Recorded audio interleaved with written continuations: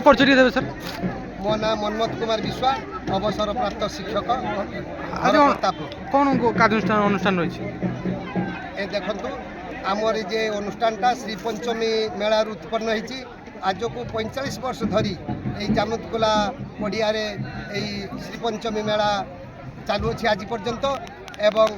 किसी चिंताशील व्यक्ति धार्मिक व्यक्ति गोटे मन को आसला जे आम 32 बेश करवा जगन्नाथ महाप्रभुंकर एवं आज को 4 वर्ष धरी यही जगन्नाथ महाप्रभुंकर चली आज को 3 वर्ष धरी 56 मादल कार्यक्रम चालू रही एवं ये अंचलर जो जिते सब लोक अच्छा जनसाधारण अच्छा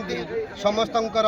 साहाय्य सहयोग रे ये अनुष्ठान टी गढ़ी उठी समस्तंकर आशीर्वाद पड़ी किंतु ए 32 बेश एक कमिटी गठन कराई श्रृंखलित भाव में एवं यार मुख्य कर्मकर्ता होती दुर्जय कुमार पात्र तांकर तत्वाधान ये सब कार्यक्रम चली किंतु समस्त उपरे जड़े जहाँकि एक सही हेले परम ब्रह्म से जगन्नाथ महाप्रभु इंगित समस्ते ए कार्यक्रम चली रोची एवं प्रत्येक दिन संध्या समय एक समय 45 जन ब्राह्मण पंडित द्वारा आमर धूप दीप प्रज्वलन करा जाउछि एवं इस्कन मठरू सब आसी आमर आरती करुँच लक्षाधिक लोक ये कार्यक्रम जोग दौरान एवं लोक मैंने जो मैंने जापार पुरी एवं 32 बेश कौन आम मध्य धारणा ना लोक मैंने देखुं प्रत्येक बेश को मन आनंद मध्य एक धारणा सृष्टि होती एक आध्यात्मिक परिवेश एठारे सृष्टि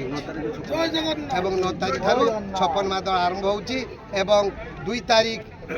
आमर ओडिसी नृत्यर कार्यक्रम अच्छी 3, 4 कुनी प्रवचन गीतिकृष्ण द्वारा एवं 5, 6, 7 मनुज प्रधान जे कि जड़े विशिष्ट प्रवचक ओडिशा रे एवं जगन्नाथ महाप्रभुंकर